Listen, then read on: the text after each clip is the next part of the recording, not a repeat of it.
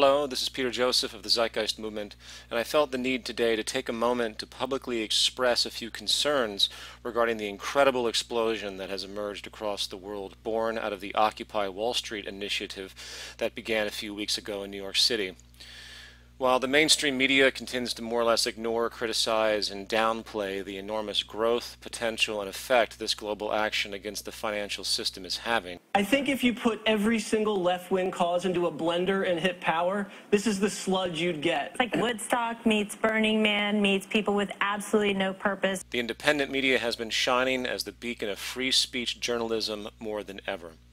And the interesting thing is, the more the mainstream media continues its status quo preservation tactics, the more public attention will seek out and support the independent outlets, for the power and interest in the Occupy movement is simply not stopping. As of October 16th, over 1,500 cities in the world are now actively taking part in what is likely the largest global action ever seen.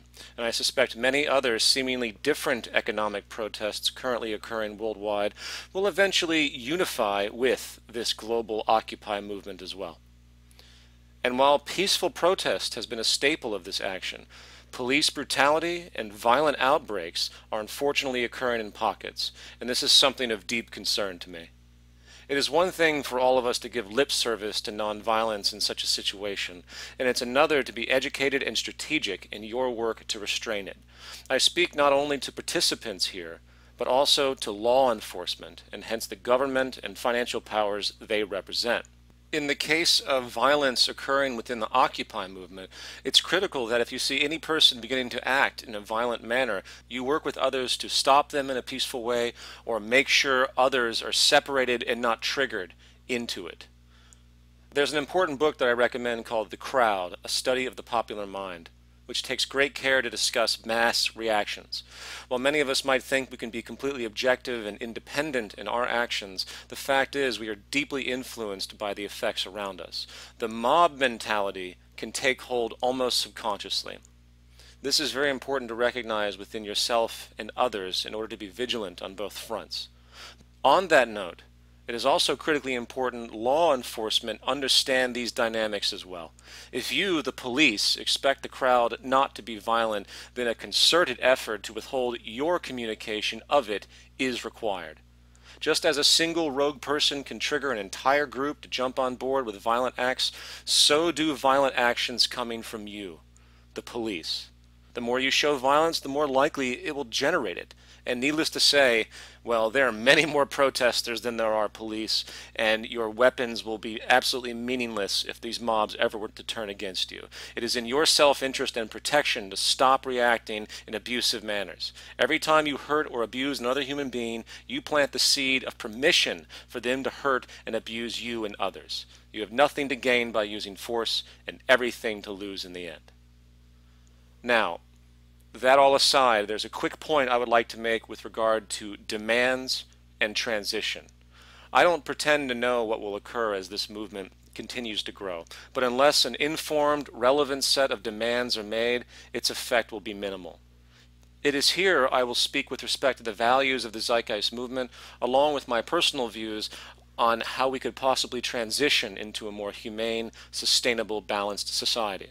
While many within the Occupy movement promote various reforms of the current economic and political system, others, such as the Zeitgeist movement, seek a complete overhaul. It is not the purpose of this video to expand upon the complete train of thought present in the Zeitgeist movement's observations and proposals, but suffice it to say, we seek a system based upon resource management as the starting point of all industrial decisions, coupled with a recognition that the efficiency enabled by our modern understandings in science and technology will be what can provide and meet the needs of the entire human population and create true sustainability. The manifestation of these elements are what comprise what we often refer to as a resource-based economic model. To understand the basis of this train of thought more clearly, I do suggest two books as well. One is called Critical Path by Buckminster Fuller, and the other is called The Best That Money Can't Buy by Jacques Fresco. From there, the reader should begin to see that our current financially based economic model is intrinsically flawed, and no regulation of this system will likely solve the real problems we face at hand. And if this view is accepted, the view that we need to employ a completely different socioeconomic model to meet the needs of the human population and become truly sustainable on the planet Earth, the question, of course, becomes, how do we get there? In my personal view, the Occupy movement could be the seed for a transition out of the current paradigm and into a new one. By its natural evolution, the Occupy movement has characteristics that are very revealing with respect to the true nature of the problems at hand.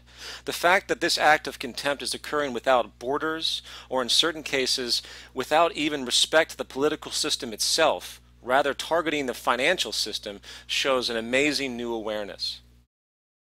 My first suggestion is to unify the regional movements into a global entity through representatives, where each major region has a personal link to each other. I believe this is starting to occur already. Then meetings need to occur with these representatives to plan more concerted actions to reinforce the global unity and presence. Second, a decision needs to be made as to where your main focus is. To keep but reform the current system, or to work to basically remove it as a whole. And obviously, there can be a transitional phase incorporating both as well.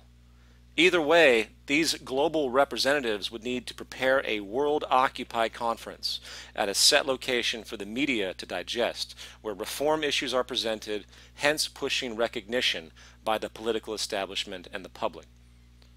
In the case of reform, this is where each regional group gains the recognition and organizes themselves to be able to engage their country-specific governmental bodies.